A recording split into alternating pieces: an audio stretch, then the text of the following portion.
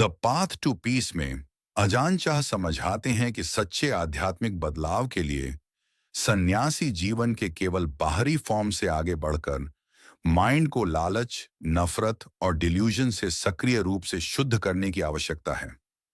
वह सील, समाधि और पन्या के बुनियादी पाथ की रूपरेखा बताते हैं और सिखाते हैं कि प्रैक्टिशनर्स को अपना फोकस भीतर की ओर मोड़ने से पहले अपने कोर्स शारीरिक कार्यों और स्पीच को अनुशासित करना चाहिए। वन हु नोज में माइंडफुलनेस को स्थापित करके एक प्रैक्टिशनर बिना अटैच हुए लगातार उत्पन्न होने वाली हैप्पीनेस और दुख दोनों को ऑब्जर्व करना सीखता है। अंततः अजान चाह केवल कंसंट्रेशन के शांत आनंद में छिपने के खिलाफ चेतावनी देते हैं। इसके बजाय वह सच्ची इंसाइट यानी विपस्सना को डेवलप करने का आग्रह करते हैं, जो सभी माइंड ऑब्जेक्ट्स का एक्सपीरियंस करने, उनके अनित्य नेचर को पहचानने और परम अडिग शांति प्राप्त करने के लिए लगातार लेट गो करने की निडर क्षमता है। आइए इसे सुने। शांति का पाथ। आज मैं विशेष रूप से आप मंक्स और नोविसेस के लिए एक उपदेश दूंगा, इसलिए कृपया सुनने के लिए अपने दिल और माइंड को पक्का करें। हमारे पास धम्म विनय की प्रैक्टिस के अलावा बात करने के लिए और कुछ नहीं है। आप में से हर एक को क्लियरली समझना चाहिए कि अब आपने बौद्ध मंक्स और नोविसेस के रूप में संन्यास ले लिया है और आपको उचित रूप से अपना आचरण करना चाहिए। हम सभी ने गृहस्थ जीवन का एक्सपीरियंस लिया है, जिसकी पहचान कंफ्यूजन और फॉर्मल धम्म प्रैक्टिस की कमी है। अब एक बौद्ध समण का फॉर्म लेने के बाद हमारे माइंड में कुछ बुनियादी बदलाव आने चाहिए, ताकि हमारे सोचने का तरीका गृहस्थ लोगों से अलग हो। हमें अपनी सभी स्पीच और कार्यों, खाने और पीने, चलने फिरने, आने और जाने को एक आध्यात्मिक साधक के योग्य बनाने की कोशिश करनी चाहिए, जिसे भगवान बुद्ध ने समण कहा था। उनका मतलब ऐसे व्यक्ति से था जो शांत और संयमित हो। पहले गृहस्थ के रूप में हम नहीं समझते थे कि समण होने का क्या मतलब है, शांति और रिस्ट्रेंट का वह एहसास क्या है। हमने चाहत और डिफाइलमेंट्स के प्रभाव में अपने शरीर और माइंड को मौज मस्ती करने की पूरी छूट दे रखी थी। जब हमने सुखद आरंभण का एक्सपीरियंस किया तो वे हमें एक अच्छे मूड में ले आते थे। अनप्लेजेंट मेंटल ऑब्जेक्ट्स हमें बुरे मूड में डाल देते थे। ऐसा ही होता है जब हम मेंटल ऑब्जेक्ट्स की शक्ति में फंस जाते हैं।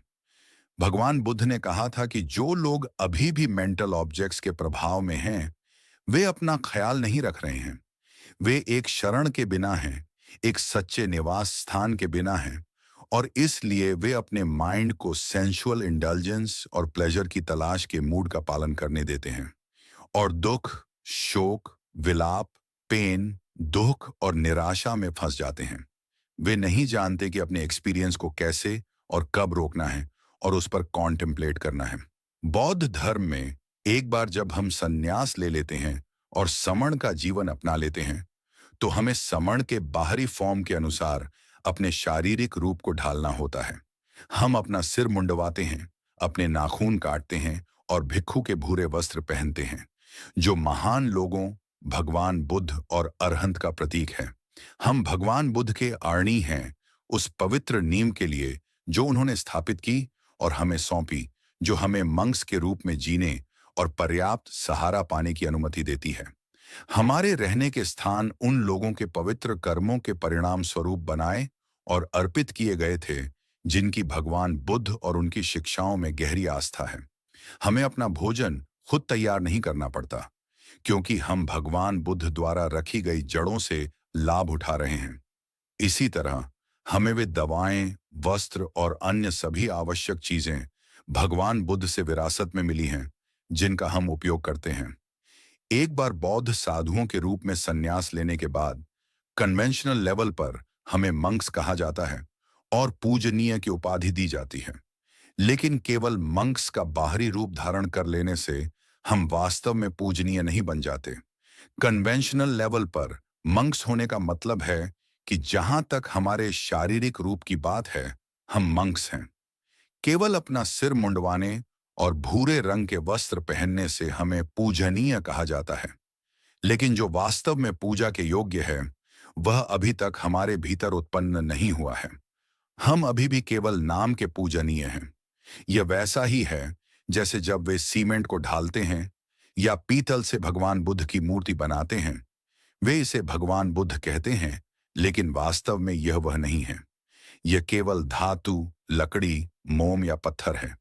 कन्वेंशनल रियलिटी ऐसी ही होती है। हमारे लिए भी ऐसा ही है। एक बार जब हमने संन्यास ले लिया है, तो हमें पूजनीय भिक्षु की उपाधि दी जाती है।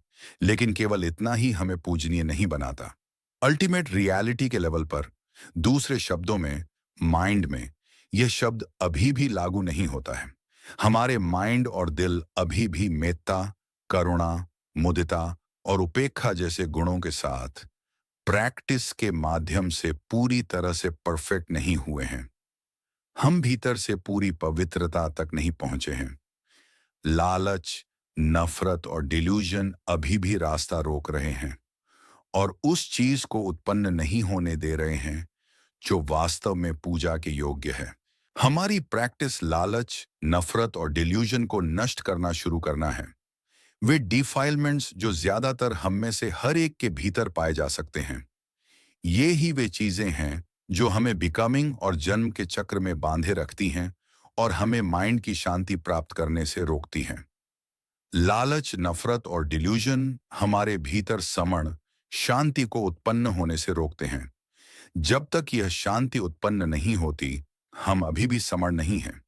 दूसरे शब्दों में, हमारे दिलों ने उस शांति का एक्सपीरियंस नहीं किया है जो लालच, नफरत और डिल्यूजन के प्रभाव से मुक्त है।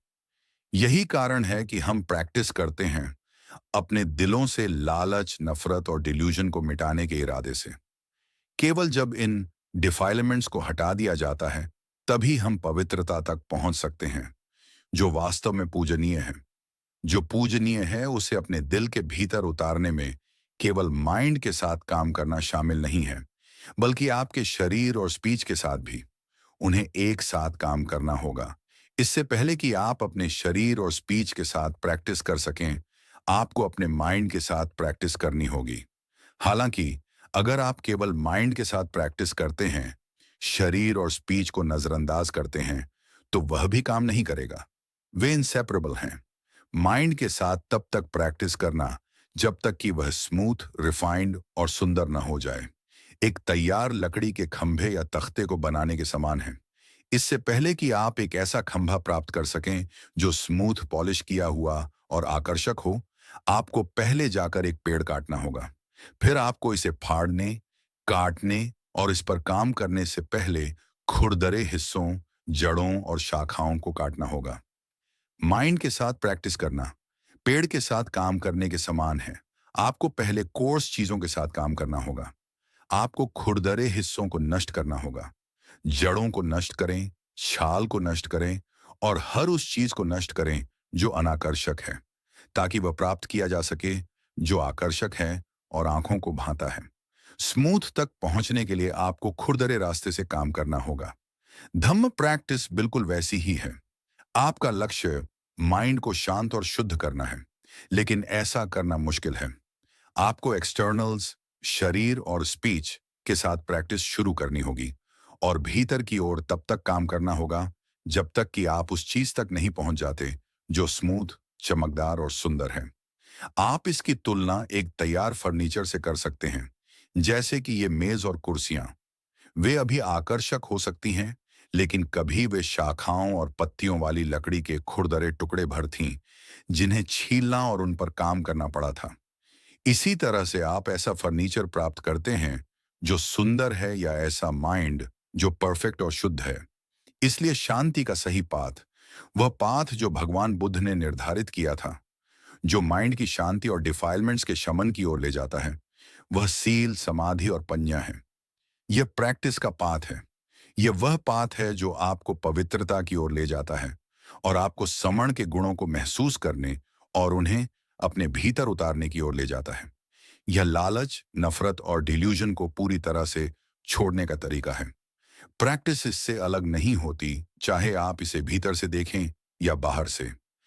माइंड को प्रशिक्षित करने और परिपक्व करने का यह तरीका, जिसमें मंत्रोच्चार, मेडिटेशन, धम्म प्रवचन और प्रैक्टिस के अन्य सभी हिस्से शामिल हैं, आपको डिफाइलमेंट्स की धारा के विपरीत जाने के लिए मजबूर करता है।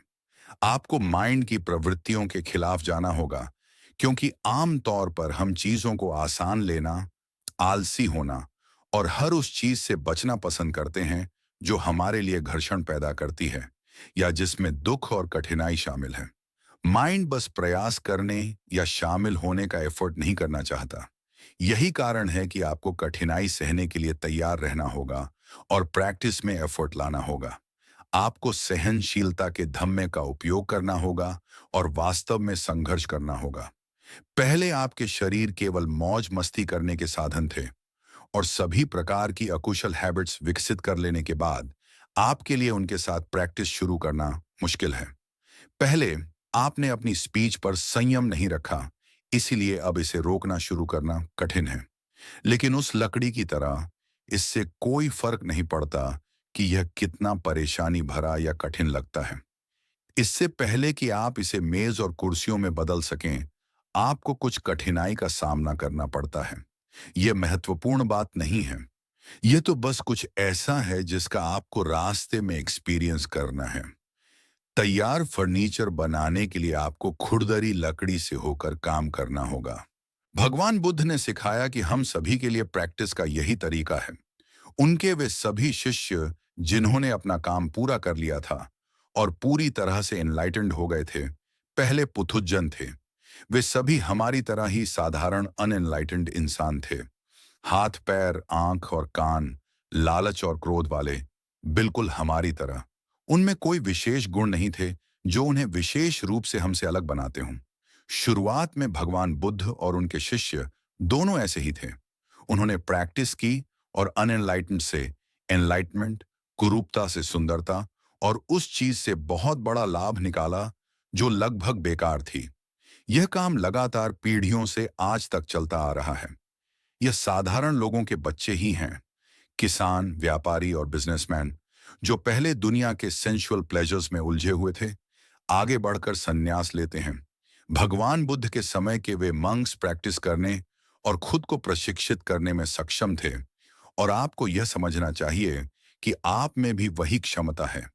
आप भी ठीक उसी तरह 5 खंड से बने हैं। आपके पास भी एक शरीर, सुखद और अनप्लेजेंट फीलिंग, याददाश्त और धारणा, विचार निर्माण और कॉन्शियसनेस है। साथ ही एक भटकने वाला और विस्तार करने वाला माइंड भी है। आप अच्छे और बुरे के प्रति अवेयर हो सकते हैं। सब कुछ बिल्कुल वैसा ही है।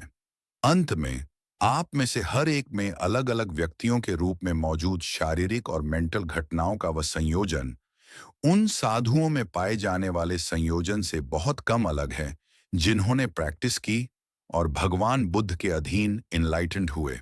वे सभी साधारण अनएनलाइटेंड प्राणियों के रूप में शुरू हुए थे। कुछ तो गैंगस्टर और अपराधी भी थे, जबकि अन्य अच्छी पृष्ठभूमि से थे। वे हमसे अलग नहीं थे। भगवान बुद्ध ने उन्हें आगे बढ़ने और मग और फल की प्राप्ति के लिए प्रैक्टिस करने के लिए प्रेरित किया। और इन दिनों उसी तरह आप जैसे लोग सील, समाधि और पन्या की प्रैक्टिस करने के लिए प्रेरित होते हैं। सील, समाधि और पन्या प्रैक्टिस के विभिन्न पहलुओं को दिए गए नाम हैं।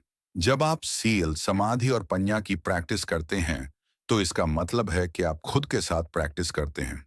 सही प्रैक्टिस यहीं आपके भीतर होती है। सही सील यहाँ मौजूद है, सही समाधि यहाँ मौजूद है। क्यों? क्योंकि आपका शरीर ठीक यही है। सील की प्रैक्टिस में शरीर का हर हिस्सा शामिल है। भगवान बुद्ध ने हमें अपने सभी शारीरिक कार्यों के प्रति सावधान रहना सिखाया। आपका शरीर यहाँ मौजूद है। आपके हाथ हैं, आपके पैर ठीक यही हैं। यहीं आप सील की प्रैक्टिस करते हैं। क्या आपके कार्य सील और धम्म के अनुसार होंगे? ये इस बात पर निर्भर करता है कि आप अपने शरीर को कैसे प्रशिक्षित करते हैं। अपनी स्पीच के साथ प्रैक्टिस करने का मतलब है उन बातों के प्रति अवेयर होना जो आप कहते हैं। इसमें गलत प्रकार की स्पीच से बचना शामिल है, अर्थात फूट डालने वाली स्पीच, कोर्स स्पीच और अनावश्यक या तुच्छ स्पीच। गलत शारीरिक कार्यों में जीवों को मारना, चोरी करना और यौन दुराचार शामिल हैं। किताबों में पाए जाने वाले गलत तरह के व्यवहार की सूची को दोहराना आसान है, लेकिन समझने वाली महत्वपूर्ण बात यह है कि उन सभी की क्षमता हमारे भीतर मौजूद है। आपका शरीर और स्पीच यहीं और अभी आपके साथ हैं। आप नैतिक रिस्ट्रेंट की प्रैक्टिस करते हैं, जिसका अर्थ है हत्या, चोरी और यौन दुराचार के अकुशल कार्यों से बचने के लिए ध्यान रखना। भगवान बुद्ध ने हमें सबसे कोर्स लेवल से अपने कार्यों में सावधानी बरतना सिखाया। गृहस्थ जीवन में हो सकता है कि आपका नैतिक आचरण बहुत रिफाइंड न रहा हो और आपने अक्सर नियमों का उल्लंघन किया हो। उदाहरण के लिए, अतीत में आपने कुल्हाड़ी या मुट्ठी से कुचलकर जानवरों या कीड़ों को मारा होगा, या शायद आपने अपनी स्पीच का बहुत ध्यान नहीं रखा। झूठी स्पीच का मतलब है झूठ बोलना या सच को बढ़ा चढ़ाकर पेश करना। कोर्स स्पीच का मतलब है कि आप लगातार दूसरों के प्रति अपशब्द कहते हैं या असभ्य होते हैं। तुम कमीने, तुम मूर्ख, आदि। तुच्छ स्पीच का अर्थ है उद्देश्यहीन बातचीत, बिना किसी उद्देश्य या सार के मूर्खतापूर्ण ढंग से बड़बड़ाना। हम सभी ने इसमें इंडल्ज किया है, कोई रिस्ट्रेंट नहीं। संक्षेप में, सील रखने का मतलब है खुद पर नजर रखना, अपने कार्यों और स्पीच पर नजर रखना। तो नजर रखने का काम कौन करेगा? आपके कार्यों की जिम्मेदारी कौन लेगा? जब आप किसी जानवर को मारते हैं, तो वह कौन है जो जानता है? One who knows. क्या आपका हाथ वह है जो जानता है, या यह कोई और है? जब आप किसी और की संपत्ति चुराते हैं, तो इस कार्य के प्रति कौन अवेयर है? क्या आपका हाथ वह है जो जानता है? यहीं आपको अवेयरनेस विकसित करनी होगी। इससे पहले कि आप यौन दुराचार का कोई कार्य करें, आपकी अवेयरनेस कहाँ है? क्या आपका शरीर वह है जो जानता है? वह कौन है जो आपके झूठ बोलने, कसम खाने या कुछ तुच्छ कहने से पहले जानता है? क्या आपका मुंह अवेयर है कि वह क्या कहता है, या जो जानता है वह खुद शब्दों में है? इस पर कॉन्टेम्पलेट करें। जो भी जानता है वही वह है जिसे आपके सील की जिम्मेदारी लेनी है। अपने कार्यों और स्पीच पर नजर रखने के लिए उस अवेयरनेस को लाएं। वह जानना, वह अवेयरनेस ही वह चीज है जिसका आप अपनी प्रैक्टिस पर नजर रखने के लिए उपयोग करते हैं। सील रखने के लिए आप माइंड के उस हिस्से का उपयोग करते हैं जो आपके कार्यों को निर्देशित करता है और जो आपको अच्छा और बुरा करने के लिए प्रेरित करता है। आप विलन को पकड़ते हैं और उसे शेरिफ या मेयर में बदल देते हैं। भटकने वाले माइंड को पकड़ें और इसे सेवा करने के लिए लाएं और अपने सभी कार्यों और स्पीच की जिम्मेदारी लें। इसे देखें और इस पर कॉन्टेम्पलेट करें। भगवान बुद्ध ने हमें अपने कार्यों में सावधानी बरतना सिखाया। देखभाल करने वाला कौन है? शरीर कुछ नहीं जानता, वह बस खड़ा रहता है, चारों ओर चलता है, और इसी तरह हाथ भी वैसे ही हैं, वे कुछ नहीं जानते। इससे पहले कि वे किसी चीज को छुए या पकड़ें, कोई ऐसा होना चाहिए जो उन्हें आदेश दे। जब वे चीजें उठाते हैं और उन्हें नीचे रखते हैं, तो कोई ऐसा होना चाहिए जो उन्हें बताए कि क्या करना है। हाथ स्वयं किसी चीज के प्रति अवेयर नहीं होते, कोई ऐसा होना चाहिए जो उन्हें आदेश दे रहा हो। मुंह का भी ऐसा ही है, वह जो भी कहता है, चाहे वह सच कहता हो या झूठ, असभ्य हो या फूट डालने वाला, कोई ऐसा होना चाहिए जो उसे बताए कि क्या कहना है। प्रैक्टिस में इस वन हु नोस के भीतर सती, माइंडफुलनेस को स्थापित करना शामिल है। वन हु नोज माइंड का वह इरादा है जिसने पहले हमें जीवों को मारने, दूसरे लोगों की संपत्ति चुराने, अवैध यौन संबंधों में इंडल्ज होने, झूठ बोलने, निंदा करने, मूर्खतापूर्ण और तुच्छ बातें कहने और सभी प्रकार के अनियंत्रित व्यवहार में शामिल होने के लिए प्रेरित किया था। वन हु नोज ने हमें बोलने के लिए प्रेरित किया। यह माइंड के भीतर मौजूद है। अपने माइंडफुलनेस या सती, उस निरंतर स्मरण को इस वन हु नोज पर फोकस करें। जानने वाले को आपकी प्रैक्टिस की देखभाल करने दें। प्रैक्टिस में भगवान बुद्ध द्वारा निर्धारित नैतिक आचरण के लिए सबसे बुनियादी दिशा निर्देश थे। मारना बुराई है, सील का उल्लंघन है। चोरी करना एक उल्लंघन है। यौन दुराचार एक उल्लंघन है। झूठ बोलना एक उल्लंघन है। अश्लील और तुच्छ स्पीच सभी सील के उल्लंघन हैं। आप इस सब को याद कर लेते हैं। यह नैतिक अनुशासन की संहिता है, जैसा कि भगवान बुद्ध द्वारा निर्धारित किया गया है, जो आपको अपने अंदर के उस व्यक्ति के प्रति सावधान रहने के लिए प्रोत्साहित करता है जो नैतिक नियमों के पिछले उल्लंघनों के लिए जिम्मेदार था। वह व्यक्ति जो दूसरों को मारने या चोट पहुंचाने, चोरी करने, अवैध यौन संबंध बनाने, असत्य या अकुशल बातें कहने और हर तरह से अनियंत्रित होने, गाने और नाचने, पार्टी करने और मूर्खतापूर्ण हरकतें करने के आदेश देने के लिए जिम्मेदार था। जो व्यक्ति इन सभी प्रकार के व्यवहारों में इंडल्ज होने के आदेश दे रहा था, वही वह है जिसे आप माइंड की देखभाल करने के लिए लाते हैं। वर्तमान क्षण में माइंड को स्मरण रखने के लिए सत्य या अवेयरनेस का उपयोग करें और इस तरह से मेंटल शांति बनाए रखें। माइंड को अपनी देखभाल खुद करने दें, इसे अच्छी तरह से करें। अगर माइंड वास्तव में अपनी देखभाल खुद करने में सक्षम है, तो स्पीच और कार्यों की रक्षा करना इतना मुश्किल नहीं है, क्योंकि वे सभी माइंड द्वारा सुपरवाइज्ड होते हैं। सील रखना, दूसरे शब्दों में अपने कार्यों और स्पीच का ध्यान रखना, इतनी मुश्किल बात नहीं है। आप हर पल और हर पोस्चर्स में अवेयरनेस बनाए रखते हैं, चाहे आप खड़े हों, चल रहे हों, बैठे हों या लेटे हों। कोई भी कार्य करने, बोलने या बातचीत में शामिल होने से पहले पहले अवेयरनेस स्थापित करें। पहले कार्य न करें या बोलें नहीं, पहले माइंडफुलनेस स्थापित करें और फिर कार्य करें या बोलें। कुछ भी करने से पहले आपके पास सती होनी चाहिए, स्मरण होना चाहिए। इससे कोई फर्क नहीं पड़ता कि आप क्या कहने जा रहे हैं, आपको सबसे पहले माइंड में स्मरण करना होगा। इस तरह तब तक प्रैक्टिस करें जब तक कि आप धारा प्रवाह न हो जाएं। प्रैक्टिस करें ताकि आप माइंड में क्या चल रहा है उससे अवगत रह सकें, उस बिंदु तक जहां माइंडफुलनेस एफर्टलेस हो जाए और आप कार्य करने से पहले माइंडफुल हों, बोलने से पहले माइंडफुल हों। इसी तरह आप दिल में माइंडफुलनेस स्थापित करते हैं। वन हु नोज के साथ ही आप अपना ख्याल रखते हैं, क्योंकि आपके सभी कार्य यहीं से उत्पन्न होते हैं। यहीं आपके सभी कार्यों के इरादे उत्पन्न होते हैं और यही कारण है कि यदि आप इस काम को करने के लिए किसी और को लाने की कोशिश करते हैं, तो प्रैक्टिस काम नहीं करेगी। माइंड को अपनी देखभाल खुद करनी होगी। अगर वह अपनी देखभाल नहीं कर सकता, तो और कुछ नहीं कर सकता।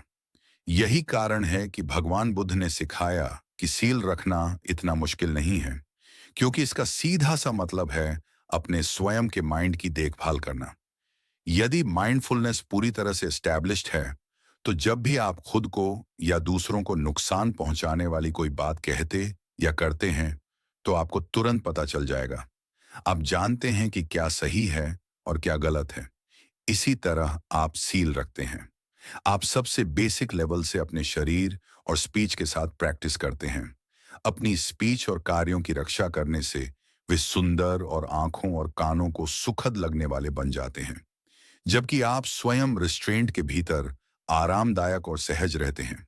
आपका सारा व्यवहार, शिष्टाचार, हरकतें और स्पीच सुंदर हो जाती हैं, क्योंकि आप अपने व्यवहार पर विचार करने, उसे एडजस्ट करने और सुधारने का ध्यान रख रहे हैं। आप इसकी तुलना अपने निवास स्थान या मेडिटेशन हॉल से कर सकते हैं। यदि आप नियमित रूप से अपने निवास स्थान की सफाई और देखभाल कर रहे हैं, तो अंदर का हिस्सा और उसके आसपास का क्षेत्र एक गंदे दृश्य के बजाय देखने में सुखद होगा। ऐसा इसलिए है क्योंकि कोई इसकी देखभाल कर रहा है। आपके कार्य और स्पीच समान हैं। यदि आप उनका ध्यान रख रहे हैं, तो वे सुंदर हो जाते हैं और जो बुरा या गंदा है उसे उत्पन्न होने से रोका जा सकेगा। आदि कल्याण, मध्य कल्याण, पर्युसान कल्याण। शुरुआत में सुंदर, बीच में सुंदर और अंत में सुंदर, या शुरुआत में हार्मोनियस, बीच में हार्मोनियस और अंत में हार्मोनियस। इसका क्या मतलब है? ठीक यही कि सील, समाधि और पंजा की प्रैक्टिस सुंदर है। प्रैक्टिस शुरुआत में सुंदर है। अगर शुरुआत सुंदर है, तो इसका मतलब है कि बीच का हिस्सा भी सुंदर होगा। यदि आप माइंडफुलनेस और रिस्ट्रेंट का अभ्यास तब तक करते हैं जब तक कि यह आपके लिए आरामदायक और नेचुरल ना हो जाए, ताकि निरंतर सतर्कता बनी रहे, तो माइंड सील और रिस्ट्रेंट की प्रैक्टिस में दृढ़ और संकल्पित हो जाएगा।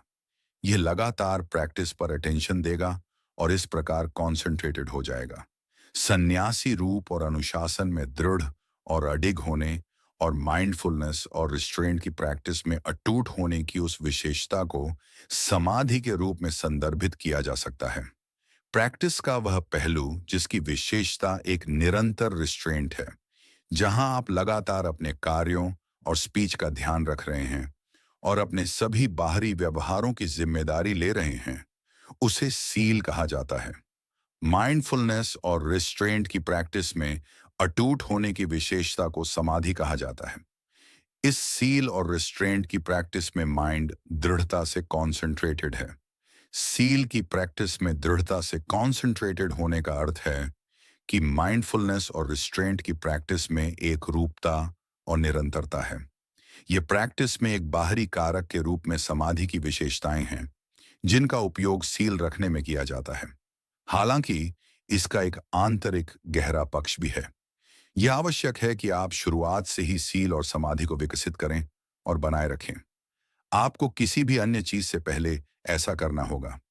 एक बार जब माइंड प्रैक्टिस में इंटेंट हो जाता है और सील तथा समाधि दृढ़ता से एस्टैब्लिश्ड हो जाते हैं, तो आप इस बात की जांच और रिफ्लेक्ट करने में सक्षम होंगे कि क्या होलसम है और क्या अनहोलसम है। खुद से पूछते हुए, क्या यह सही है, क्या वह गलत है।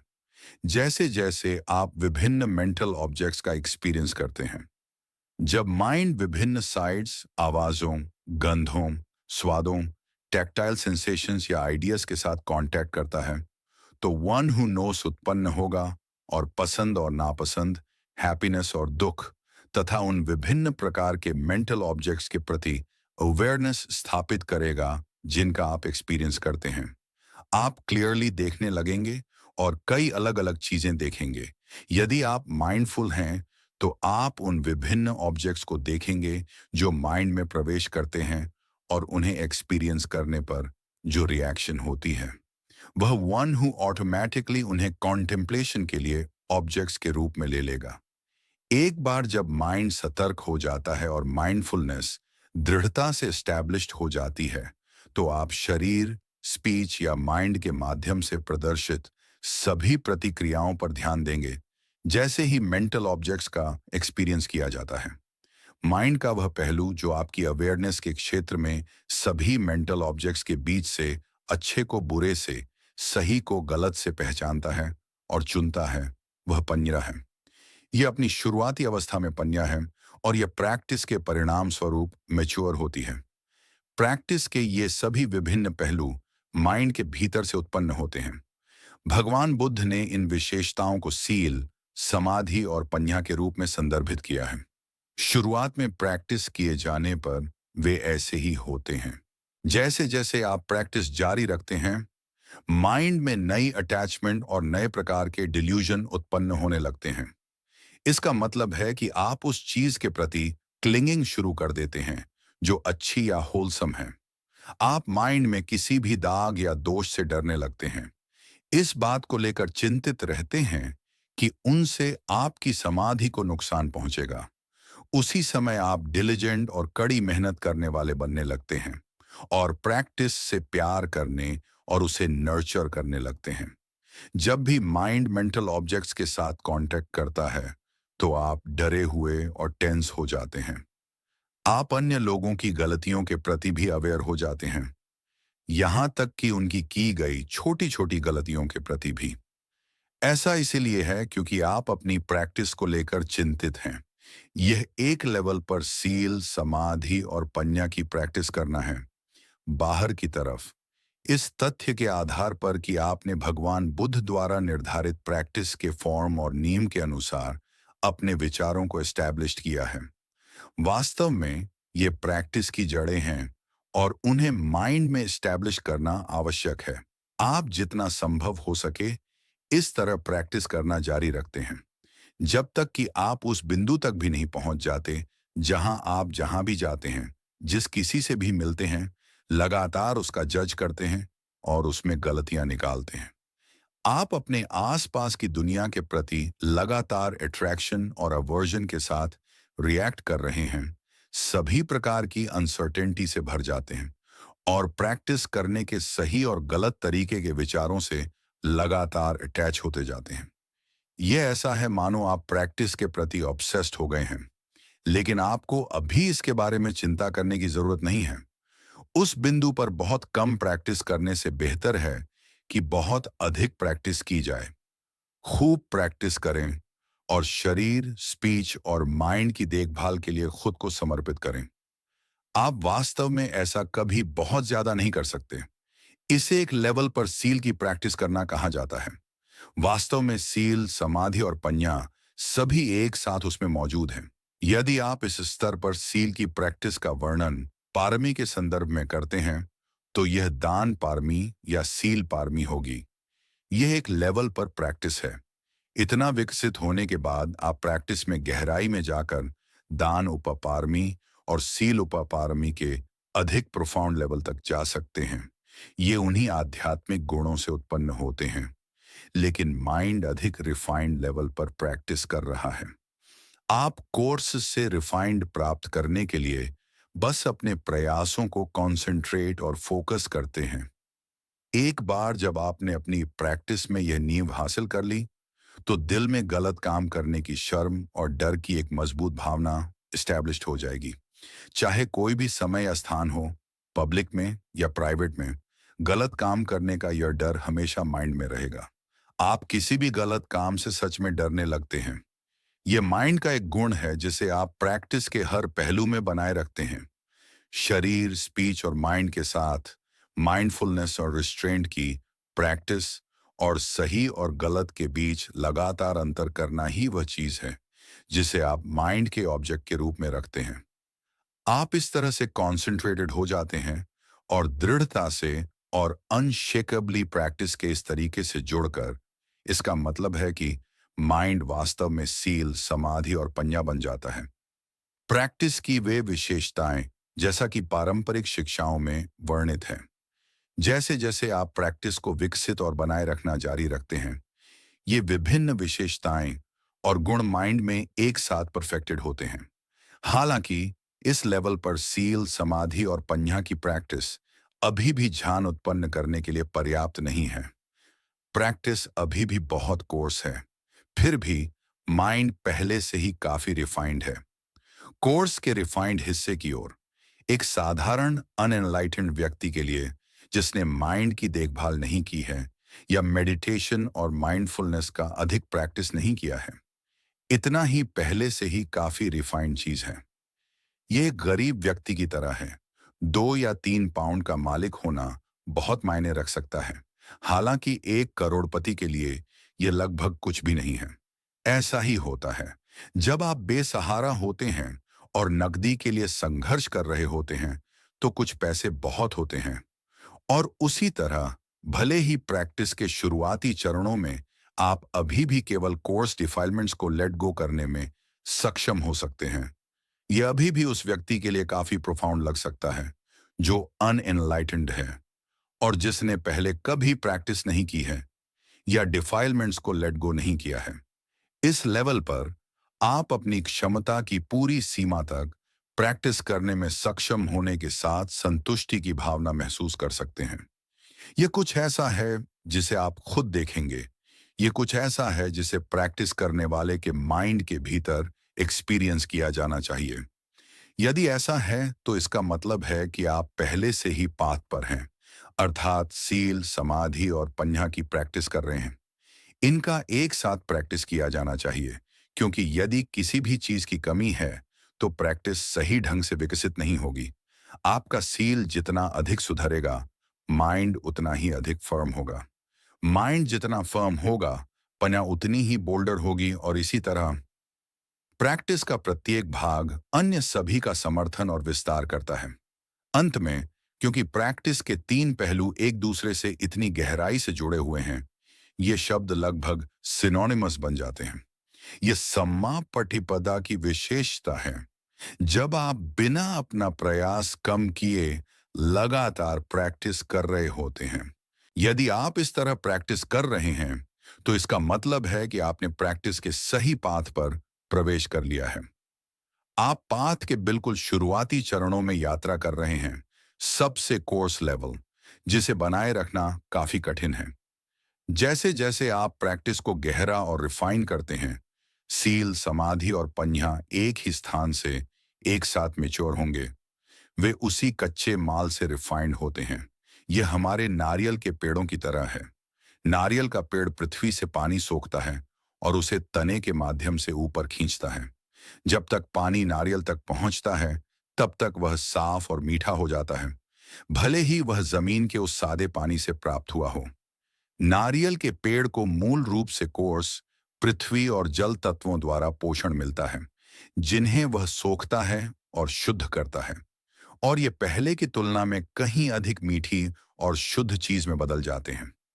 उसी तरह सील, समाधि और पंजा की प्रैक्टिस, दूसरे शब्दों में मग, की शुरुआत कोर्स होती है, लेकिन मेडिटेशन और चिंतन के माध्यम से माइंड को प्रशिक्षित और रिफाइन करने के परिणाम स्वरूप यह लगातार सब्टल होती जाती है। जैसे जैसे माइंड अधिक रिफाइंड हो जाता है, माइंडफुलनेस की प्रैक्टिस अधिक फोकस्ड हो जाती है और एक बहुत ही नैरो क्षेत्र पर कॉन्सेंट्रेटेड होने लगती है। प्रैक्टिस वास्तव में आसान हो जाती है जैसे जैसे माइंड खुद पर फोकस करने के लिए अधिक से अधिक भीतर की ओर मुड़ता है। आप अब बड़ी गलतियां नहीं करते हैं या वाइल्डली गलत दिशा में नहीं जाते हैं। अब जब भी माइंड किसी पर्टिकुलर मामले से अफेक्टेड होता है, डाउट्स उत्पन्न होंगे, जैसे कि किसी पर्टिकुलर तरीके से काम करना या बोलना सही है या गलत। आप बस मेंटल प्रोलिफरेशन को रोकते रहते हैं और प्रैक्टिस में अपना एफर्ट तेज करके अपने अटेंशन को गहराई में और गहराई में भीतर की ओर मोड़ना जारी रखते हैं। समाधि की प्रैक्टिस धीरे धीरे अधिक फर्म और अधिक कॉन्सेंट्रेटेड हो जाएगी। पंजा की प्रैक्टिस इन्हांस्ड हो जाती है ताकि आप चीजों को अधिक क्लियरली और बढ़ती हुई आसानी के साथ देख सकें। अंतिम रिजल्ट यह है कि आप माइंड, शरीर या स्पीच के बीच कोई डिस्टिंक्शन किए बिना माइंड और उसके ऑब्जेक्ट्स को क्लियरली देखने में सक्षम हैं। आपको अब कुछ भी अलग करने की जरूरत नहीं है, चाहे आप माइंड और शरीर के बारे में बात कर रहे हों या माइंड और उसके ऑब्जेक्ट्स के बारे में। आप देखते हैं कि यह माइंड ही है जो शरीर को ऑर्डर्स देता है। शरीर को फंक्शन करने से पहले माइंड पर डिपेंड होना पड़ता है। हालांकि शरीर पर कोई इफेक्ट डालने से पहले माइंड स्वयं लगातार विभिन्न ऑब्जेक्ट्स के कांटेक्ट करने और उसे कंडीशन करने के अधीन होता है। जैसे जैसे आप अटेंशन को भीतर की ओर मोड़ना जारी रखते हैं और धम्म पर रिफ्लेक्ट करते हैं, विजडम की क्षमता धीरे धीरे मैच्योर होती है और अंततः आप केवल माइंड और माइंड ऑब्जेक्ट्स पर कंटेम्पलेट करते रह जाते हैं, जिसका अर्थ है कि आप शरीर, रूप धम्म को अरूप धम्म के रूप में एक्सपीरियंस करना शुरू कर देते हैं। अपनी इंसाइट के माध्यम से आप अब शरीर और वह जैसा है उसके बारे में अपनी अंडरस्टैंडिंग में ग्रोपिंग नहीं रहे हैं या अनसर्टेन नहीं हैं।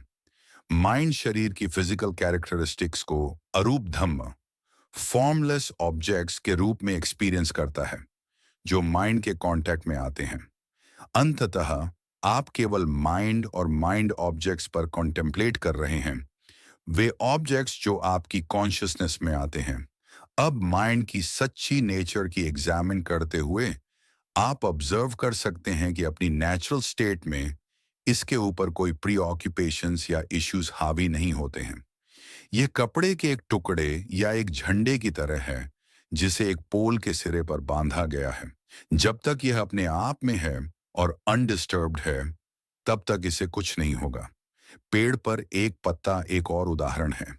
आमतौर पर यह क्वाइट और अनपर्टर्ब्ड रहता है। यदि यह हिलता या फड़फड़ाता है तो यह हवा एक एक्सटर्नल फोर्स के कारण होना चाहिए। नॉर्मली पत्तियों को बहुत कुछ नहीं होता है, वे स्टिल रहती हैं। वे किसी भी चीज या किसी भी व्यक्ति के साथ इन्वॉल्व होने की तलाश में नहीं जाती हैं। जब वे हिलना शुरू करते हैं तो यह हवा जैसी किसी एक्सटर्नल चीज के प्रभाव के कारण होना चाहिए जो उन्हें स्विंग बैक एंड फोर्थ झूलने पर मजबूर करती है। अपनी नेचुरल स्टेट में माइंड भी ऐसा ही है। इसमें कोई लविंग या हेटिंग मौजूद नहीं है, न ही यह अन्य लोगों को दोष देने की कोशिश करता है। यह इंडिपेंडेंट है, प्यूरिटी की एक स्टेट में मौजूद है जो वास्तव में क्लियर, रेडिएंट और अनटार्निश्ड है।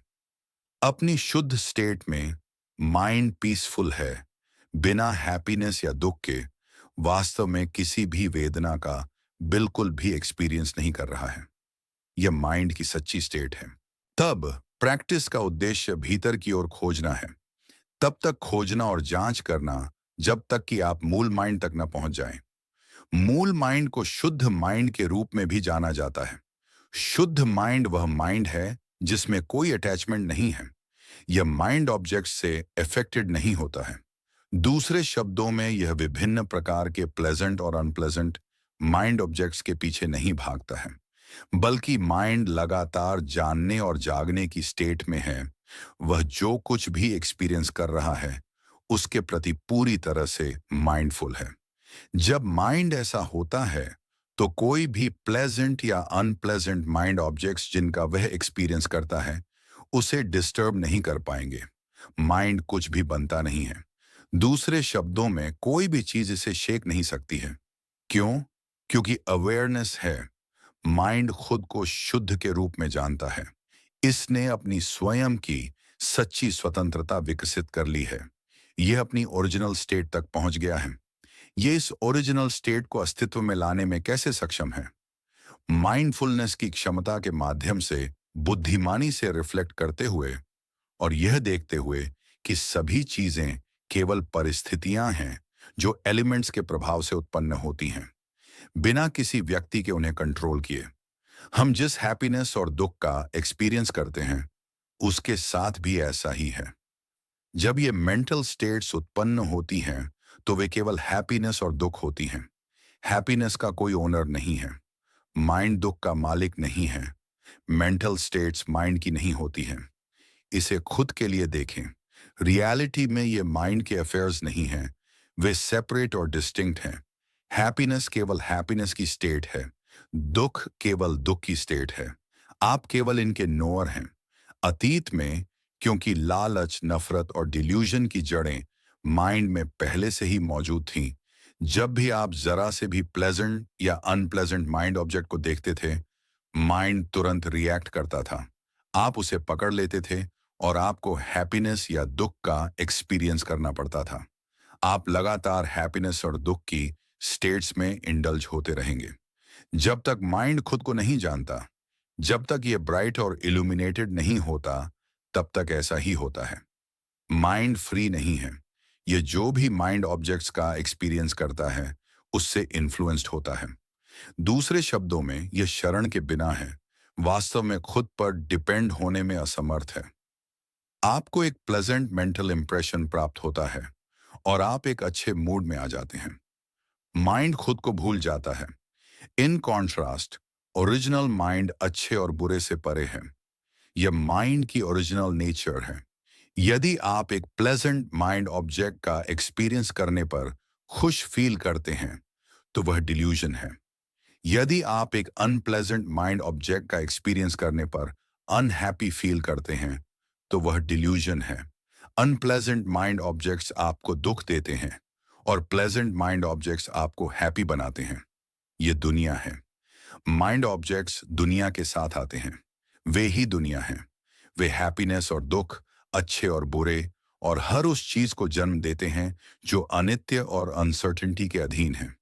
जब आप ओरिजिनल माइंड से अलग हो जाते हैं तो सब कुछ अनिश्चित हो जाता है। वहां केवल कभी न खत्म होने वाला जन्म और मृत्यु है। अनिश्चितता और एप्रीहेंसिवनेस, दुख और हार्डशिप है। इसे रोकने या इसे सेसेशन पर लाने का कोई तरीका नहीं है। यह वत है। वाइज रिफ्लेक्शन के माध्यम से आप देख सकते हैं कि आप पुरानी हैबिट्स और कंडीशनिंग के अधीन हैं। माइंड वास्तव में स्वतंत्र है, लेकिन आपको अपने अटैचमेंट्स के कारण दुख सहना पड़ता है। उदाहरण के लिए, प्रेज और क्रिटिसिज्म को लें। मान लीजिए कि दूसरे लोग कहते हैं कि आप बेवकूफ हैं। इससे आपको दुख क्यों होता है? ऐसा इसलिए है क्योंकि आप फील करते हैं कि आपकी आलोचना की जा रही है। आप इंफॉर्मेशन के इस टुकड़े को पिकअप करते हैं और इससे माइंड को भर देते हैं। पूरी माइंडफुलनेस के बिना उस ज्ञान को पिकअप, एक्यूमुलेट करने और रिसीव करने का कार्य एक ऐसे एक्सपीरियंस को जन्म देता है जो खुद को स्टैब करने जैसा है। यह उपादान है। एक बार जब आपको चाकू मार दिया जाता है तो भव होता है। भव जाति का कारण है। यदि आप अन्य लोगों की कही गई कुछ बातों पर ध्यान न देने या उन्हें महत्व न देने के लिए खुद को ट्रेन करते हैं, उन्हें केवल अपने कानों से कांटेक्ट करने वाली आवाज के रूप में मानते हैं, तो कोई भी स्ट्रांग रिएक्शन नहीं होगा और आपको दुख नहीं सहना पड़ेगा, क्योंकि माइंड में कुछ भी क्रिएट नहीं हुआ है। यह किसी कैम्बोडियन को आपको डांटते हुए सुनने जैसा होगा।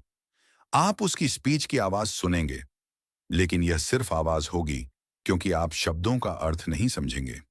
आप अवेयर नहीं होंगे कि आपको डांटा जा रहा था। माइंड उस इंफॉर्मेशन को प्राप्त नहीं करेगा, वह केवल आवाज को सुनेगा और एट ईज रहेगा। यदि कोई आपकी ऐसी भाषा में आलोचना करता है जिसे आप नहीं समझते हैं, तो आप केवल उनकी आवाज सुनेंगे और अनपर्टर्ब्ड रहेंगे। आप शब्दों के अर्थ को अब्सॉर्ब नहीं करेंगे और उन पर हर्ट नहीं होंगे। एक बार जब आप इस बिंदु तक माइंड के साथ प्रैक्टिस कर लेते हैं, तो मोमेंट टू मोमेंट कॉन्शियसनेस के अराइजिंग और पासिंग अवे को जानना आसान हो जाता है। जैसे जैसे आप इस तरह रिफ्लेक्ट करते हैं, भीतर की ओर गहराई और गहराई में प्रवेश करते हुए माइंड धीरे धीरे अधिक रिफाइंड हो जाता है और कोर्स डिफाइलमेंट से परे चला जाता है। समाधि का अर्थ है वह माइंड जो दृढ़ता से कॉन्सेंट्रेटेड है, और जितना अधिक आप प्रैक्टिस करते हैं माइंड उतना ही अधिक फर्म हो जाता है। माइंड जितनी दृढ़ता से कॉन्सेंट्रेटेड होता है, वह प्रैक्टिस में उतना ही अधिक रेजोल्यूट हो जाता है। जितना अधिक आप कॉन्टेम्पलेट करते हैं, आप उतने ही अधिक कॉन्फिडेंट हो जाते हैं। माइंड वास्तव में स्टेबल हो जाता है इस बिंदु तक जहां इसे किसी भी चीज से स्वेड नहीं किया जा सकता। आप बिल्कुल कॉन्फिडेंट हैं कि किसी भी एक माइंड ऑब्जेक्ट में इसे शेक की शक्ति नहीं है। माइंड ऑब्जेक्ट्स हैं। माइंड माइंड है।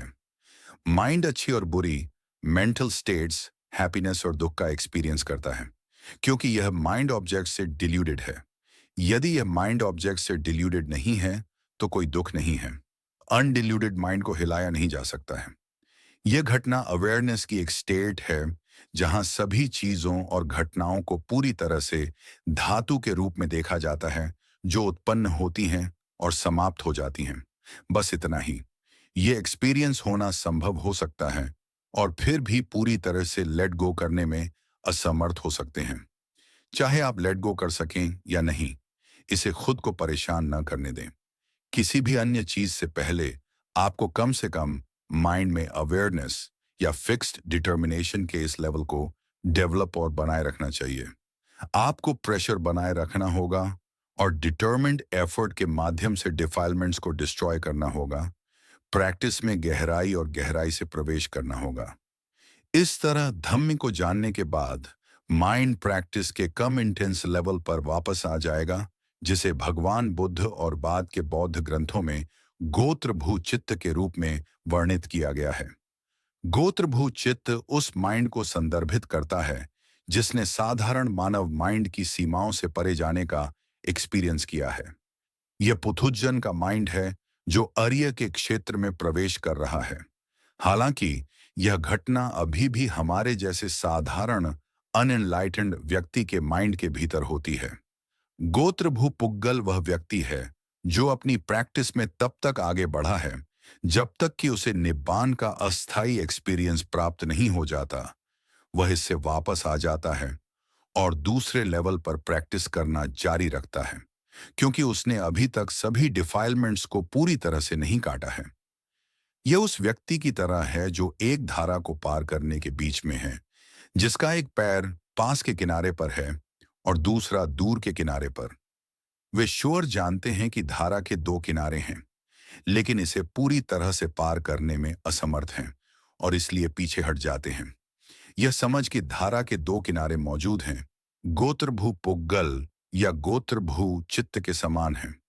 इसका मतलब है कि आप डिफाइलमेंट से परे जाने का रास्ता जानते हैं, लेकिन अभी भी वहां जाने में असमर्थ हैं और इसलिए पीछे हट जाते हैं।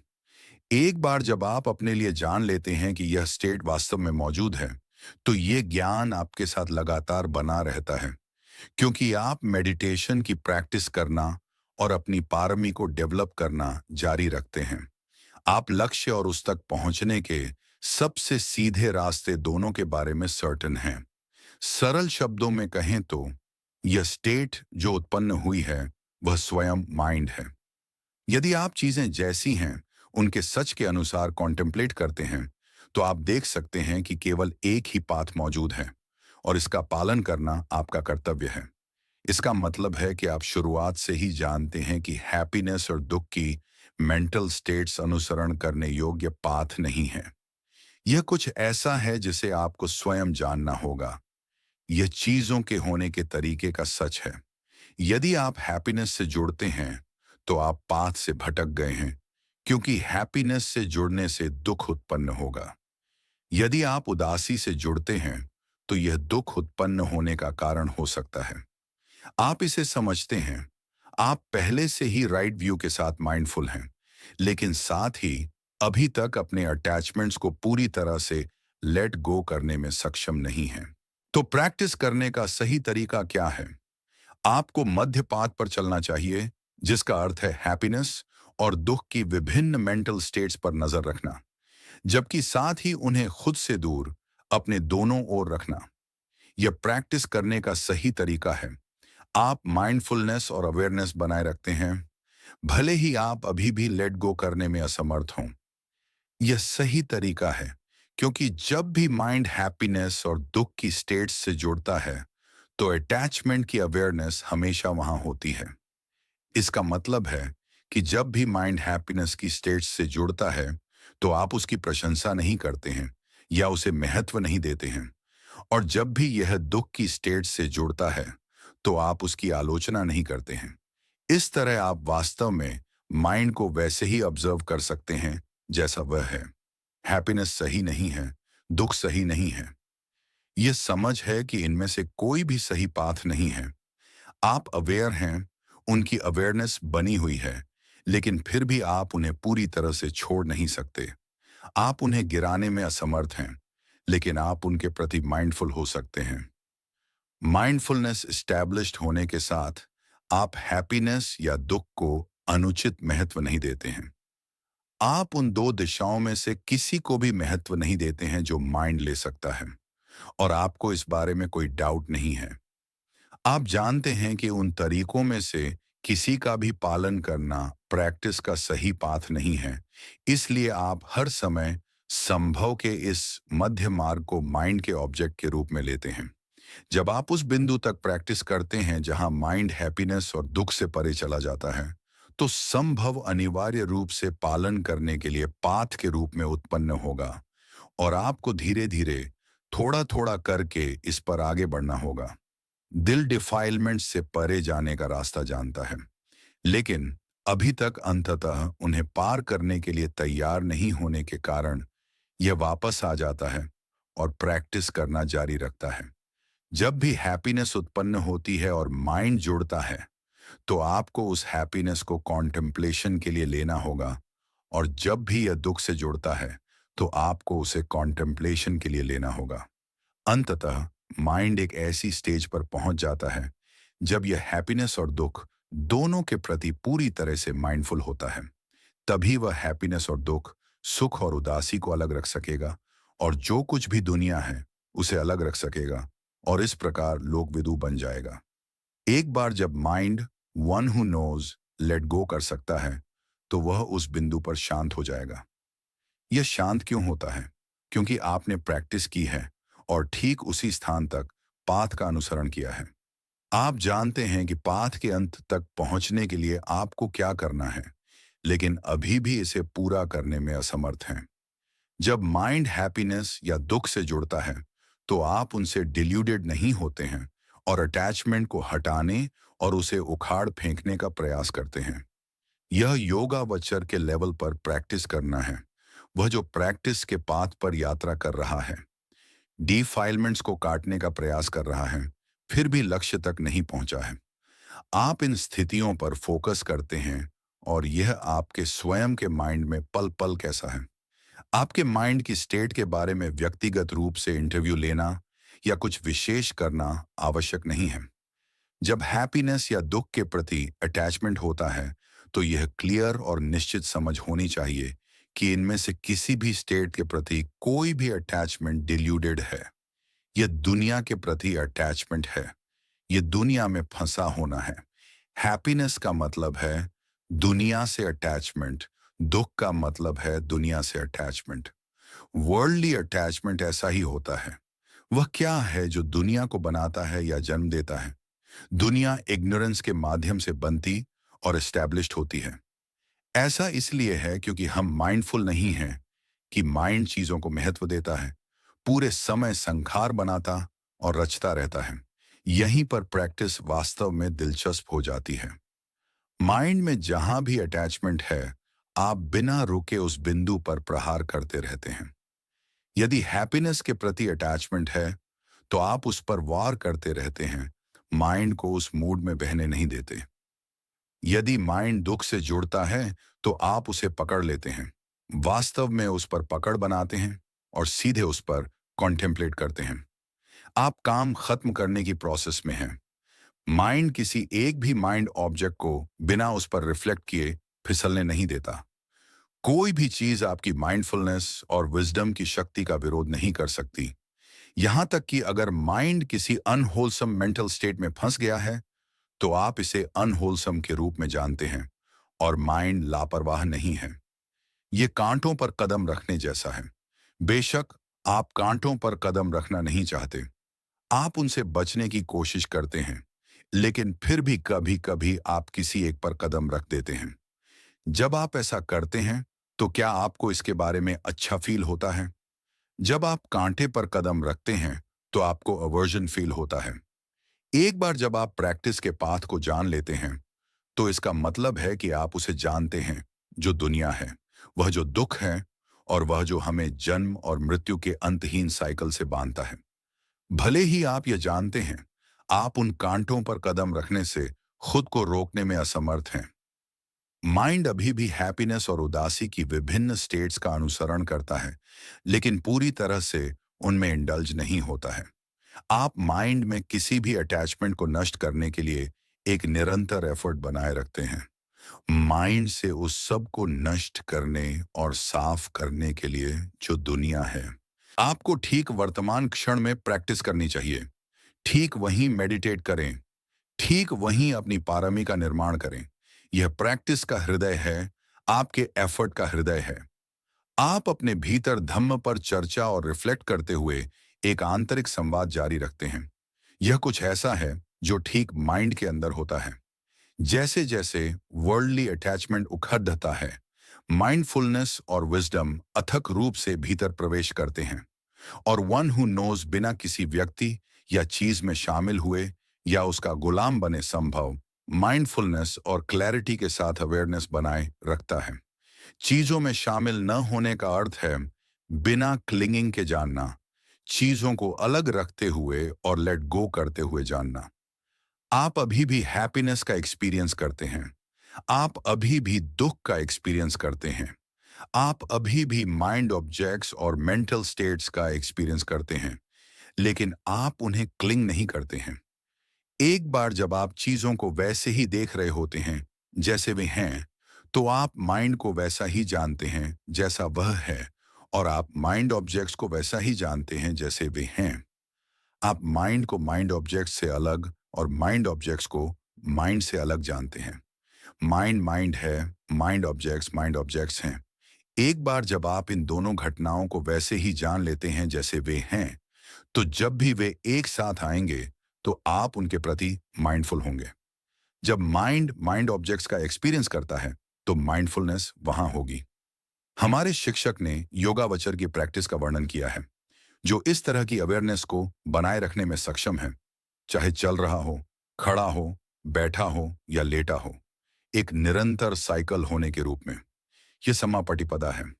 आप खुद को भूलते नहीं हैं या लापरवाह नहीं होते हैं। आप केवल अपनी प्रैक्टिस के कोर्स हिस्सों को ऑब्जर्व नहीं करते हैं, बल्कि माइंड को आंतरिक रूप से अधिक रिफाइंड लेवल पर भी देखते हैं। जो बाहर है उसे आप किनारे रख देते हैं। यहां से आगे आप केवल शरीर और माइंड को देख रहे हैं, केवल इस माइंड और इसके ऑब्जेक्ट्स को उत्पन्न होते और समाप्त होते ऑब्जर्व कर रहे हैं और यह समझ रहे हैं कि उत्पन्न होने के बाद वे समाप्त हो जाते हैं। समाप्त होने के साथ आगे उत्पन्न होना है जन्म और मृत्यु, मृत्यु और जन्म, सेसेशन के बाद उत्पन्न होना, उत्पन्न होने के बाद सेसेशन। अंततः आप केवल सेसेशन की क्रिया को देख रहे हैं। खैवे का अर्थ है पतन और सेसेशन। पतन और सेसेशन माइंड और उसके ऑब्जेक्ट्स का नेचुरल तरीका है। यह खैवे है। एक बार जब माइंड प्रैक्टिस कर रहा है और इसका एक्सपीरियंस कर रहा है, तो उसे किसी और चीज का पालन करने या खोजने की आवश्यकता नहीं है। वह माइंडफुलनेस के साथ चीजों के साथ अद्यतन रहेगा। देखना सिर्फ देखना है, जानना सिर्फ जानना है। माइंड और माइंड ऑब्जेक्ट्स ठीक वैसे ही हैं जैसे वे हैं। ऐसा ही चीजों का तरीका है। माइंड इसके बारे में विस्तार नहीं कर रहा है या इसके अतिरिक्त कुछ भी क्रिएट नहीं कर रहा है। प्रैक्टिस के बारे में कंफ्यूज या अस्पष्ट ना हो, शक में न फंसे। यह सील की प्रैक्टिस पर भी उसी तरह लागू होता है। जैसा कि मैंने पहले बताया, आपको इसे देखना होगा और कॉन्टेम्पलेट करना होगा कि यह सही है या गलत। उस पर कॉन्टेम्पलेट करने के बाद फिर उसे वहीं छोड़ दें। उसके बारे में डाउट ना करें। समाधि की प्रैक्टिस करना भी वैसा ही है। प्रैक्टिस करते रहें, माइंड को धीरे धीरे शांत करते रहें। यदि आप सोचना शुरू करते हैं तो कोई बात नहीं, यदि आप नहीं सोच रहे हैं तो कोई बात नहीं। महत्वपूर्ण बात माइंड की समझ प्राप्त करना है। कुछ लोग माइंड को शांतिपूर्ण बनाना चाहते हैं, लेकिन वे नहीं जानते कि सच्ची शांति वास्तव में क्या है। वे शांतिपूर्ण माइंड को नहीं जानते हैं। शांति दो तरह की होती है। एक वह शांति है जो समाधि के माध्यम से आती है, दूसरी वह शांति है जो पඤ्ञा के माध्यम से आती है। वह माइंड जो समाधि के माध्यम से शांतिपूर्ण है, अभी भी डिल्यूडेड है। केवल समाधि की प्रैक्टिस के माध्यम से आने वाली शांति माइंड के माइंड ऑब्जेक्ट्स से अलग होने पर डिपेंडेंट है। जब यह किसी माइंड ऑब्जेक्ट्स का एक्सपीरियंस नहीं कर रहा होता है, तो शांति होती है और परिणाम स्वरूप कोई उस हैप्पीनेस से जुड़ जाता है जो उस शांति के साथ आती है। हालांकि जब भी सेंसेस के माध्यम से टकराव होता है, तो माइंड तुरंत हार मान लेता है। यह माइंड ऑब्जेक्ट्स से डरता है। यह हैप्पीनेस और दुख से डरता है, प्रशंसा और आलोचना से डरता है, रूपों, ध्वनियों, गंधों और स्वादों से डरता है। जो केवल समाधि के माध्यम से शांतिपूर्ण है, वह हर चीज से डरता है और बाहर किसी से या किसी चीज में शामिल नहीं होना चाहता। इस तरह समाधि की प्रैक्टिस करने वाले लोग बस कहीं किसी गुफा में अलग थलग रहना चाहते हैं, जहां वे बाहर आए बिना समाधि के आनंद का एक्सपीरियंस कर सकें। जहां भी कोई शांतिपूर्ण जगह होती है, वे छिपकर भाग जाते हैं और खुद को छुपा लेते हैं। इस तरह की समाधि में बहुत दुख शामिल है। उन्हें इससे बाहर आने और अन्य लोगों के साथ रहने में कठिनाई होती है। वे रूपों को देखना या ध्वनियों को सुनना नहीं चाहते हैं। वे बिल्कुल भी किसी चीज का एक्सपीरियंस नहीं करना चाहते। उन्हें किसी विशेष रूप से संरक्षित शांत जगह में रहना पड़ता है, जहां कोई भी नहीं आएगा और उन्हें बातचीत से डिस्टर्ब नहीं करेगा। उनके पास वास्तव में शांतिपूर्ण माहौल होना चाहिए। इस तरह की शांति काम नहीं कर सकती। यदि आप शांति के आवश्यक लेवल तक पहुंच गए हैं, तो वापस आ जाए। भगवान बुद्ध ने डिल्यूजन के साथ समाधि की प्रैक्टिस करना नहीं सिखाया। यदि आप उस तरह प्रैक्टिस कर रहे हैं, तो रुक जाए। यदि माइंड ने शांति प्राप्त कर ली है, तो इसे कॉन्टेम्पलेशन के बेस के रूप में उपयोग करें।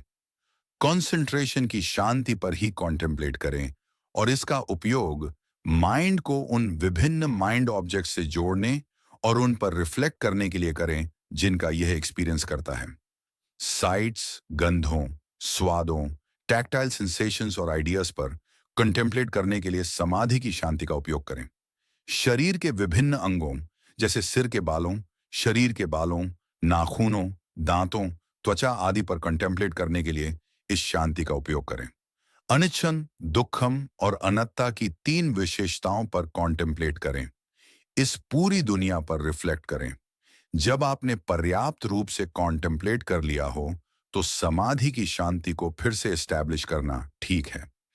आप सिटिंग मेडिटेशन के माध्यम से इसमें फिर से प्रवेश कर सकते हैं और बाद में शांति फिर से एस्टैब्लिश्ड होने के साथ कॉन्टेम्पलेशन जारी रख सकते हैं। माइंड को ट्रेन और शुद्ध करने के लिए शांति की स्टेट का उपयोग करें। माइंड को चुनौती देने के लिए इसका उपयोग करें। जैसे जैसे आप ज्ञान प्राप्त करते हैं, इसका उपयोग डिफाइलमेंट से लड़ने, माइंड को ट्रेन करने के लिए करें। यदि आप केवल समाधि में प्रवेश करते हैं और वहीं रहते हैं, तो आप कोई इनसाइट प्राप्त नहीं करते हैं। आप केवल माइंड को शांत कर रहे हैं और बस इतना ही। हालांकि यदि आप शांत माइंड का उपयोग रिफ्लेक्ट करने के लिए करते हैं, अपने बाहरी एक्सपीरियंस से शुरू करते हुए, तो यह शांति धीरे धीरे भीतर की ओर गहराई और गहराई में प्रवेश करेगी, जब तक कि माइंड सबसे गहरी शांति का एक्सपीरियंस न कर ले। पन्ना के माध्यम से उत्पन्न होने वाली शांति डिस्टिंक्टिव है, क्योंकि जब माइंड शांति की स्टेट से वापस आता है, तो पन्ना की उपस्थिति इसे फॉर्म, ध्वनियों, गंधों, स्वादों, स्पर्श और विचारों से अनअफ्रेड बनाती है। इसका मतलब है कि जैसे ही सेंस कांटेक्ट होता है, माइंड तुरंत माइंड ऑब्जेक्ट के प्रति अवेयर हो जाता है। जैसे ही सेंस कांटेक्ट होता है, आप उसे अलग रख देते हैं। जैसे ही सेंस कांटेक्ट होता है, माइंडफुलनेस इतनी तेज होती है कि वह तुरंत लेट गो कर देती है। यह वह शांति है जो पन्या के माध्यम से आती है। जब आप माइंड के साथ इस तरह प्रैक्टिस कर रहे होते हैं, तो माइंड केवल समाधि डेवलप करने की तुलना में काफी अधिक रिफाइंड हो जाता है। माइंड बहुत शक्तिशाली हो जाता है और अब भागने की कोशिश नहीं करता है। ऐसी एनर्जी के साथ आप निडर हो जाते हैं। अतीत में आप किसी भी चीज का एक्सपीरियंस करने से डरते थे, लेकिन अब आप माइंड ऑब्जेक्ट्स को वैसे ही जानते हैं जैसे वे हैं और अब डरते नहीं हैं। आप अपने स्वयं के माइंड की ताकत को जानते हैं और निडर हैं। जब आप एक फॉर्म देखते हैं, तो आप उस पर कॉन्टेम्पलेट करते हैं। जब आप कोई आवाज सुनते हैं, तो आप उस पर कॉन्टेम्पलेट करते हैं। आप माइंड ऑब्जेक्ट्स के कॉन्टेम्पलेशन में प्रोफिशिएंट हो जाते हैं। आप प्रैक्टिस में एक नए साहस के साथ एस्टैब्लिश्ड हो जाते हैं, जो चाहे जो भी परिस्थितियां हों, कायम रहता है। चाहे वे साइट्स हों, ध्वनियां हों या गंध हों, आप उन्हें देखते हैं और जैसे ही वे होते हैं, उन्हें लेट गो कर देते हैं। जो कुछ भी हो, आप उस सब को लेट गो कर सकते हैं। आप क्लियरली हैप्पीनेस देखते हैं और उसे लेट गो कर देते हैं। आप क्लियरली दुख देखते हैं और उसे लेट गो कर देते हैं। जहां भी आप उन्हें देखते हैं, आप उन्हें वहीं लेट गो कर देते हैं। यही तरीका है, उन्हें लेट गो करते रहें और वहीं किनारे करते रहें। कोई भी माइंड ऑब्जेक्ट्स माइंड पर अपनी पकड़ बनाए रखने में सक्षम नहीं होंगे। आप उन्हें वहीं छोड़ देते हैं और माइंड के भीतर अपने निवास स्थान में सुरक्षित रहते हैं। जैसे जैसे आप एक्सपीरियंस करते हैं, आप किनारे करते जाते हैं। जैसे जैसे आप एक्सपीरियंस करते हैं, आप ऑब्जर्व करते हैं। ऑब्जर्व करने के बाद आप लेट गो कर देते हैं। सभी माइंड ऑब्जेक्ट्स अपना मूल्य खो देते हैं और अब आपको हिलाने में सक्षम नहीं होते। यह विपस्सना की शक्ति है। जब ये विशेषताएं प्रैक्टिशनर के माइंड के भीतर उत्पन्न होती हैं, तो प्रैक्टिस का नाम बदलकर विपस्सना रखना उचित है। सच के अनुसार क्लियरली जानना, बस यही सब कुछ है। चीजों के होने के तरीके के सच के अनुसार ज्ञान। ये हाईएस्ट लेवल पर शांति है, विपस्सना की शांति। अकेले समाधि के माध्यम से शांति डेवलप करना बहुत बहुत कठिन है। व्यक्ति लगातार डरा हुआ रहता है। तो जब माइंड अपनी सबसे शांत स्टेट में होता है, तो आपको क्या करना चाहिए? इसे ट्रेन करें, इसके साथ प्रैक्टिस करें, कॉन्टेम्पलेट करने के लिए इसका उपयोग करें। चीजों से डरें नहीं, अटैच न हों। समाधि को डेवलप करना ताकि आप बस वहां बैठ सकें और ब्लिसफुल मेंटल स्टेट से अटैच हो सकें, प्रैक्टिस का सच्चा उद्देश्य नहीं है। आपको इससे वापस आना चाहिए। भगवान बुद्ध ने कहा था कि आपको यह युद्ध लड़ना चाहिए, न कि केवल दुश्मन की गोलियों से बचने की कोशिश में किसी ट्रेंच में छिपे रहना चाहिए। जब लड़ने का समय होता है, तो आपको वास्तव में पूरी ताकत के साथ बाहर आना होगा। अंततः आपको उस ट्रेंच से बाहर आना ही होगा। जब लड़ने का समय हो, तो आप वहां सोते हुए नहीं रह सकते। प्रैक्टिस का यही तरीका है। आप अपने माइंड को सिर्फ छिपने, शैडोज में दुबकने की अनुमति नहीं दे सकते। सील और समाधि प्रैक्टिस की फाउंडेशन बनाते हैं और किसी भी अन्य चीज से पहले उन्हें डेवलप करना आवश्यक है। आपको खुद को ट्रेन करना चाहिए और मॉनेस्टिक फॉर्म और प्रैक्टिस के उन तरीकों के अनुसार जांच करनी चाहिए जो पीढ़ियों से सौंपे गए हैं। जो भी हो, मैंने प्रैक्टिस की एक रफ आउटलाइन का वर्णन किया है। प्रैक्टिशनर्स के रूप में आपको डाउट्स में फंसने से बचना चाहिए। प्रैक्टिस के तरीके के बारे में डाउट ना करें। जब हैप्पीनेस हो तो हैप्पीनेस को देखें, जब दुख हो तो दुख को देखें। अवेयरनेस एस्टैब्लिश करने के बाद उन दोनों को नष्ट करने का एफर्ट करें। उन्हें लेट गो कर दें, उन्हें किनारे कर दें। माइंड के ऑब्जेक्ट को जानें और उसे लेट गो करते रहें। चाहे आप सिटिंग या वॉकिंग मेडिटेशन करना चाहते हो, इससे कोई फर्क नहीं पड़ता। यदि आप सोचते रहते हैं तो कोई बात नहीं। महत्वपूर्ण बात माइंड की पल पल की अवेयरनेस को बनाए रखना है। यदि आप वास्तव में मेंटल प्रोलिफरेशन में फंस गए हैं तो उस सब को एक साथ इकट्ठा करें और इसे एक पूर्ण होने के संदर्भ में कंटेम्पलेट करें। इसे शुरुआत से ही काटते हुए, यह कहते हुए, मेरे ये सभी विचार, आइडियाज और कल्पनाएं केवल थॉट प्रोलिफरेशन हैं और इससे ज्यादा कुछ नहीं। यह सब अनिच्छम, दुखम और अनात्ता है। इसमें से कुछ भी निश्चित नहीं है। इसे वहीं डिस्कार्ड कर दें।